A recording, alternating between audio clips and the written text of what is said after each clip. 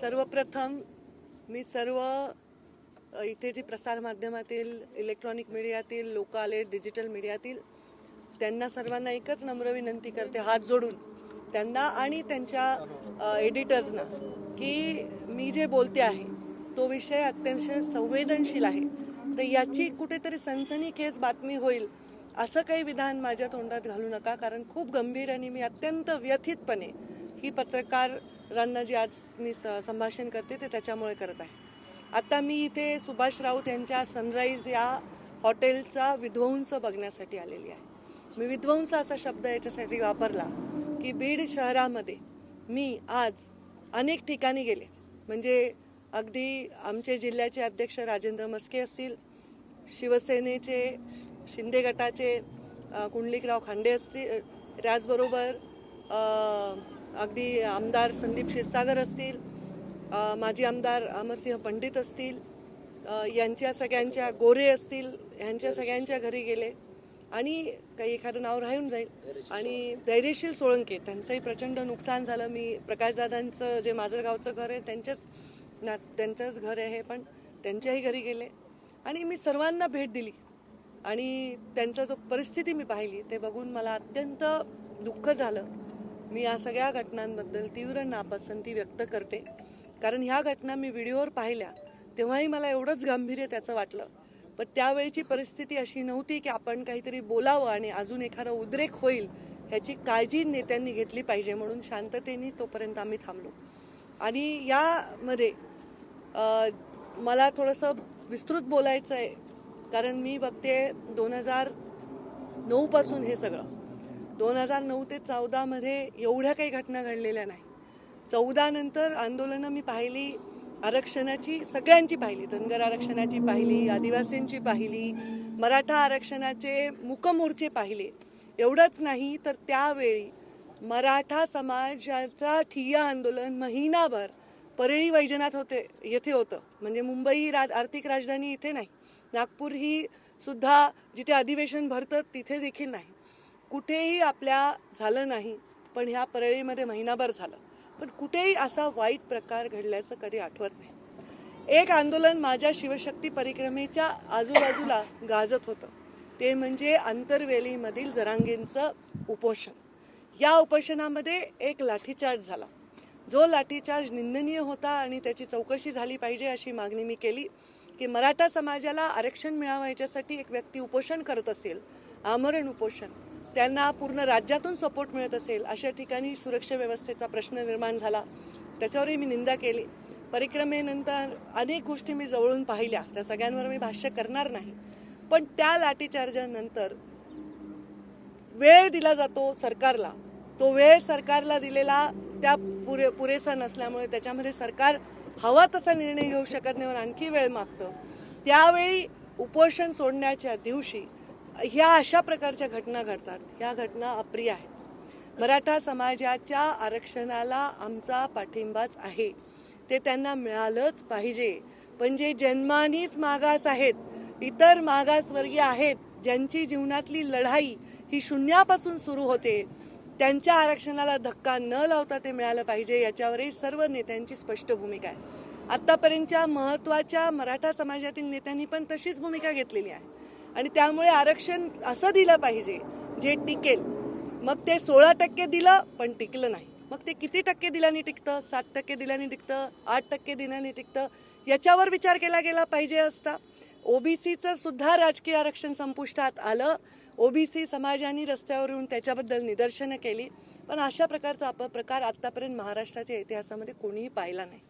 मराठा समाजातील सर्व समंजस आणि संयमी लोकांना सुद्धा मला नाही वाटत की या गोष्टीच्या बद्दल कुठेही म्हणजे अप्रियता अशी वाटलेली आहे. आपल्या छत्रपती शिवरायांच्या महाराष्ट्रामध्ये जेव्हा युद्धावर छत्रपती जायचे तेव्हा सैन्याला इन्स्ट्रक्शन असायचे, सूचना असायच्या की उभ्या पिकातून घोडे नेऊ नका. काय दोष होता यार सुभाष राऊतचा? ना राजकारणात आहे, ना कुठली निवडणूक लढली, ना काही, त्यांचं करोडो रुपयाचं नुकसान झालं. काय दोष होता त्या आमदाराच्या घरच्या लोकांचा, त्यांच्या लेकरा बाळांचा की आज त्यांचा जीव धोक्यात झाला? काय दोष होता या जिल्हाध्यक्षांचा, ते आपल्या आपल्या पक्षाचं काम करत होते. इथे कुणीही काही वाईट भाष्य केलेलं नव्हतं, पण जे घडले ते अत्यंत अप्रिय आहे. आणि या आंदोलनाकडे इतर सर्व समाजांनी बघण्याचा दृष्टिकोन बदलायच्या पद्धतीने हे झालेलं आहे. आणि कुठेतरी एक खूप सुप्त असा एक ज्वालामुखी इतर समाजाच्या मनामध्ये तयार होत आहे. ह्याच्याबद्दल मला सध्या चिंता वाटते. कारण मी म्हटलं होतं पहिल्याच दिवशी की ओबीसी आणि मराठा समाजामध्ये भांडणं लावण्याचा कोणी प्रयत्न करत असेल तर ते आम्ही होऊ देणार नाही. ह्याच्यामध्ये कुठेतरी एक सुप्त लाट अशी निर्माण करायचा प्रयत्न होत असेल तर ते आम्ही होऊ देणार नाही.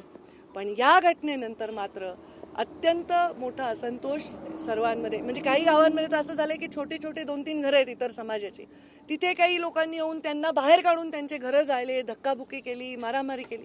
या घटनांविषयी मला वाटतं कोणी पण आंदोलन करते असतील, आरक्षण मागणारे असतील आणि नेते असतील, ह्यांनी याच्याबद्दल कुठेतरी या घटनांचा निषेध केला पाहिजे. आपल्या महाराष्ट्राला एक संस्कृती आहे. आपल्या महाराष्ट्राच्या या संस्कृतीला साजेशी आंदोलनं इथे आतापर्यंत इतिहासात झालेली आहे. कधी अशा प्रकारची अप्रिय घटना घडलेली नाही. ही त्याची सुरुवात नसेल तर हा त्याचा शेवट पाहिजे. इथून पुढे असं काही महाराष्ट्राला पाहायला लागू नये अशी माझी सर्वांना विनंती आहे. प्रत्येक जण प्रत्येकाला सपोर्ट करतो, आम्ही पण सपोर्ट करतोय, आमची भूमिका मांडतोय. पण तुमच्यापेक्षा थोडी वेगळी भूमिका जर कोणाची असेल तर त्याला दहशत वाटावी, याला आंदोलन म्हणत नाही. आंदोलनाचं आतंकात रूपांतर झालं नाही पाहिजे. नाही तर रस्त्यावर जर सगळेच यायला लागले तर फार अवघड परिस्थिती निर्माण होईल. मला असं वाटतं की मराठा समाजाच्या आरक्षणाच्या विषयामध्ये केवळ शब्द आणि डेडलाईन घेण्यापेक्षा खरी खुरी चर्चा घडून आली पाहिजे. ज्यांच्याकडे संविधानिक डेटाबेस आहे अशा लोकांकडून, आणि त्याचा विषय मिटवला गेला पाहिजे. कोणाचंही आरक्षण मारून कोणी देत नसतं, हे निसर्गीय आहे. आता समजा धनगर समाजाला आदिवासीतून आरक्षण पाहिजे, आदिवासी म्हणतील काय, या आम्ही देतो तुम्हाला आरक्षण. ज्यांच्याकडे तुम्ही जाणार आहेत त्यांचं तर तिथे अवरोध असणारच नाही, निसर्ग आहे ना. हेच जर उलट असतं तर काय झालं असतं, असंच झालं असतं ना. त्यामुळे संविधानामध्ये बसेल तसं आरक्षण त्यांना जर दिलं तर ते टिकेल आणि या समाजामधलं शांतता सुद्धा टिकेल, या समाजामधलं सौंदर्य सुद्धा टिकेल असं मला वाटतं. मला आज कौतुक वाटतं बीड जिल्ह्याच्या सामान्य जनतेचं. आणि जेव्हा यांच्या घरावर अटॅक झालेत तेव्हा अगदी त्या आजूबाजूला असणाऱ्या वस्त्यातले सगळ्या जाती धर्माचे दलित मुस्लिम बांधवांनी मदत करून त्यांना बाहेर काढलं. हे चित्र आहे आपल्या महाराष्ट्राचं खरं. असं चित्र परत कधी दिसू नये अशी माझी विनंती आहे. कोणत्याही वर्गाला इतकं अस्वस्थ करू नये की त्याचा परिणाम पुढे आपल्याला बघायलाही मिळणार, म्हणजे अनुभवायला मिळेल असा जो कधी विचारातही केला नाही असा परिणाम होऊ नये अशी सगळ्यांनी शाश्वती घ्यायची गरज आहे. मी या घटनांचा तीव्र निषेध करते. कोणत्याही जातीवर अटॅक हो, कोणत्याही धर्मावर अटॅक हो, मी माझ्या जिल्ह्याची पालकमंत्री म्हणून काम केलं आहे. मंत्री जरी हटलं तरी मी आज पालक आहे. आज पक्ष कोणताही असो, विचार कोणताही असो, जात कोणती असो, मी सर्वांना भेट दिलेली आहे आणि सर्वांच्याबद्दल सहानुभूती व्यक्त केलेली आहे. आरक्षणाची लढाई ह्याच्यामध्ये धाक निर्माण करू शकतो आपण, पण भीती निर्माण होता कामा नये. तरुणाईला अशा गोष्टींकडे वळवण्याने भविष्य आरक्षण मिळालं तरी सुरक्षित राहणार नाही. तरुणाईला अशा ठिकाणी वळवू नये ही जबाबदारी आहे. जर कोणी नेतृत्व त्या तरुणाईचं स्वीकारलं असेल, कोणी 1 दिवसात नेता होत असेल, कोणी 1 महिन्यात होत असेल, कोणी 1 तपात होत असेल, त्या सर्वांची जबाबदारी की आपल्या तरुणाईला अशा हिंस्र गोष्टीपासून दूर ठेवलं पाहिजे. त्यामुळे अशा गोष्टी परत रिपीट होता कामा नये.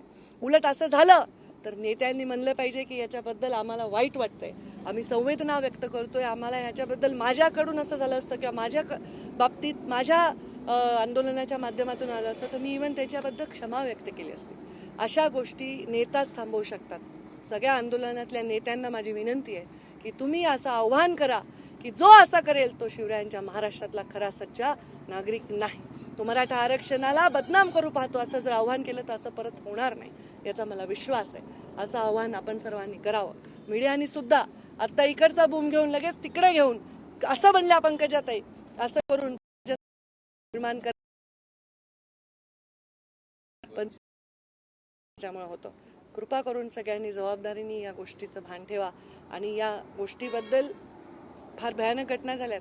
म्हणजे मी वर्णन ऐकलं, तोंडाला मास्क आहे, समोर बॅग लावली आहे, मागे बॅग लावली, पेट्रोलच्या बाटल्या आहेत, ते काय पेट्रोलचे बॉम्ब आहेत, म्हणजे अश्रू दूर कसा हाताळायचा ही लोक जी इथे आक्रमण करत होती आमच्या राऊतच्या आणि आमच्या सगळ्या कुंडलिकराव राजेंद्र मस्के सगळ्यांच्या घरावर, हे लोक वरून उड्या मारले. ह्यांना काय झालं तर 5 मिनिटात ॲम्ब्युलन्स पोचत होती, पण इकडे फायर ब्रिगेडची गाडी पोचत नव्हती.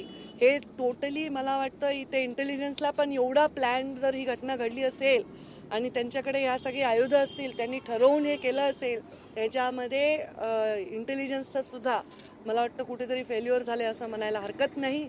तर ह्याची स्पेशल इन्व्हेस्टिगेशन टीमकडनं ह्याची तपासणी झाली पाहिजे, दोन्ही गोष्टींची. त्या जालन्यातल्या लाठीचार्जाची सुद्धा तपासणी झाली पाहिजे आणि इथली तपासणी झाली पाहिजे. त्यामुळे कुठलाही मोर्चा, कुठलंही आंदोलन आज मला बोलवतं तर मला वाटतं ह्याचा सूत्रधार कोण, ह्याचा सूत्रधार कोणी नसला पाहिजे. ध्येय पाहिजे, सामान्य माणसाला न्याय द्यायचं, त्या लढ्याला न्याय द्यायचं. त्यामुळं अशा कोणत्याही सूत्रधारांच्या मोर्चात पंकजा मुंडे दिसली नाही तर वाईट वाटून घेऊ नका. मी त्याच बाजूनी, ज्या बाजूनी नेहमी होते आणि सदैव राहीन.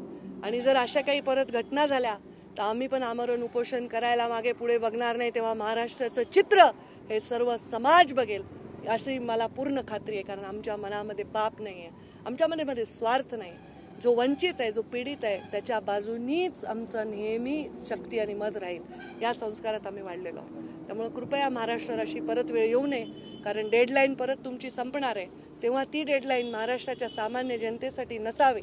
शाळेत जाणाऱ्या मुलामुलींसाठी, सामान्य नोकरी करणाऱ्या, आपल्या पोटच हातावर पोट असणाऱ्या लोकांसाठी नसावी, अशी माझी आपल्या सर्वांना विनंती. असं आव्हान सर्व नेत्यांनी आपापल्या समाजाला करावं. मी सुद्धा मला मानणाऱ्या सर्व समाजाला हेच आव्हान करते की शांतताप्रिय मार्गाने आणि संविधानिक मार्गाने आणि माणुसकीच्या मार्गाने आपण सर्वांनी काम करावं. धन्यवाद. प्रशासनासोबत तुमचं काही बोलणं झालंय का?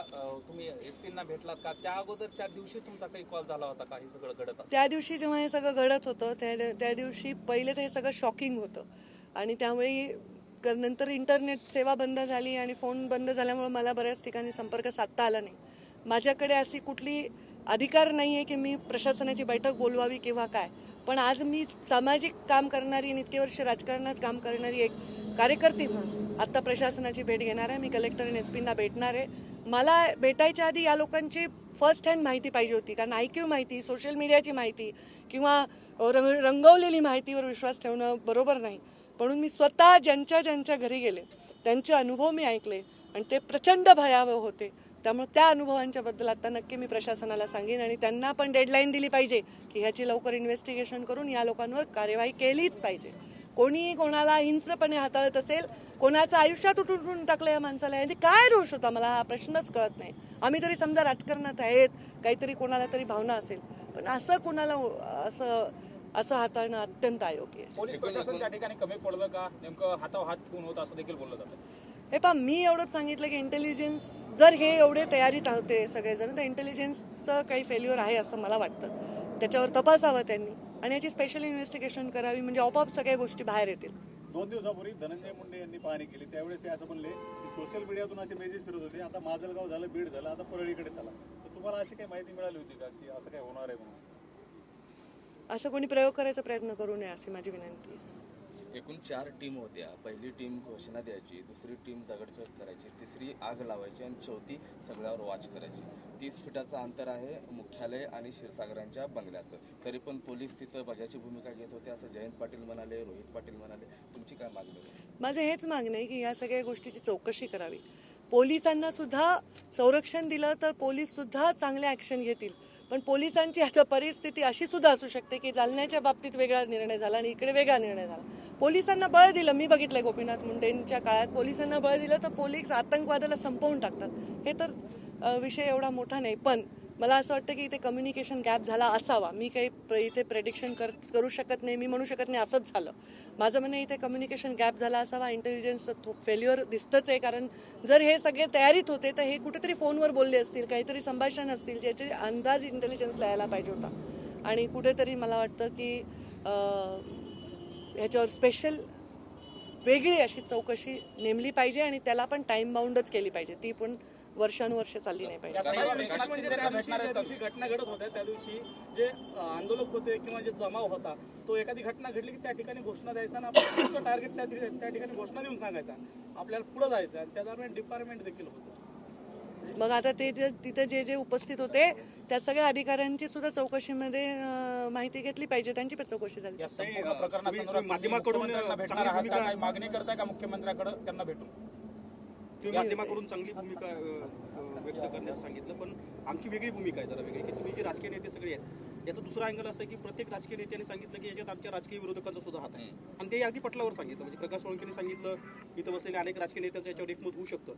तर मग हे काय आहे? म्हणजे एकीकडे जमाव संतप्त झाला, जमावाने जाळपोळ केली, नुकसान भरपूर झालं, पण राजकीय नेते पण सांगतात की याच्यामध्ये आमच्या राजकीय विरोधकांचा हात.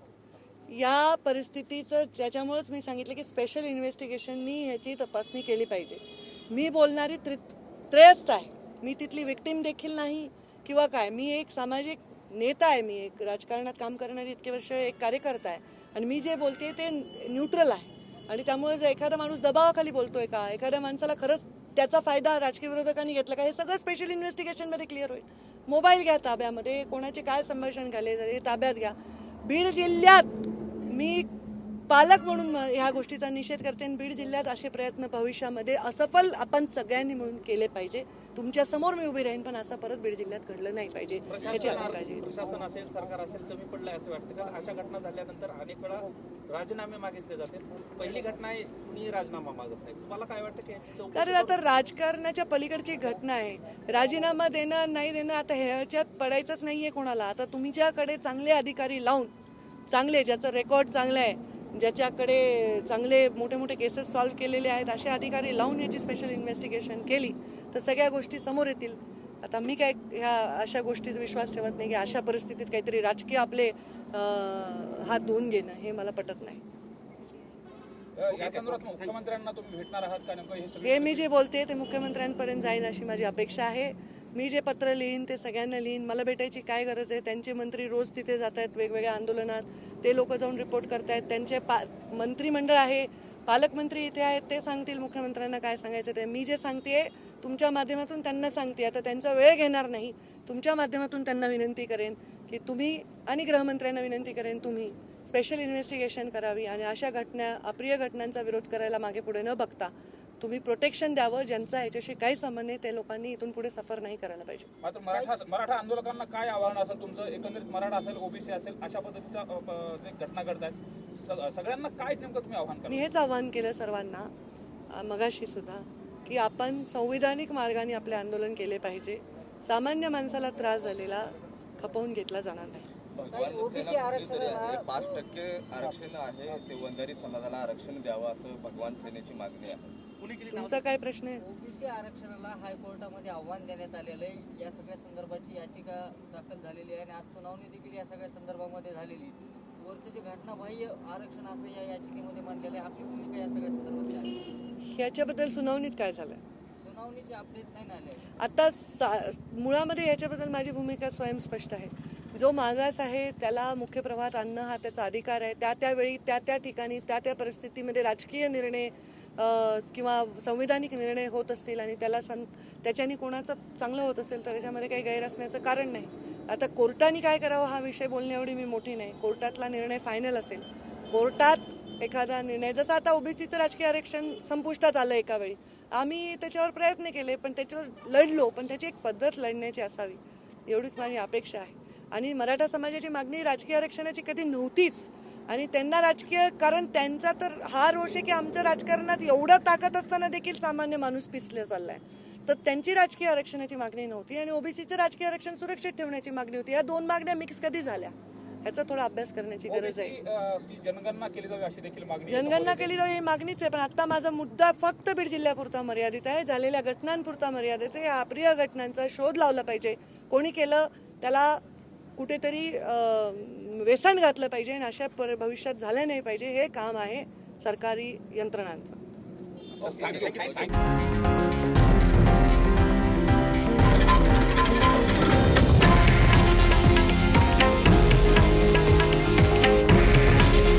हे आहे देशातील नंबर 1 न्यूज नेटवर्क, आणि आपण पाहत आहात TV9 मराठी. काळजी तुमची, हित महाराष्ट्राचं.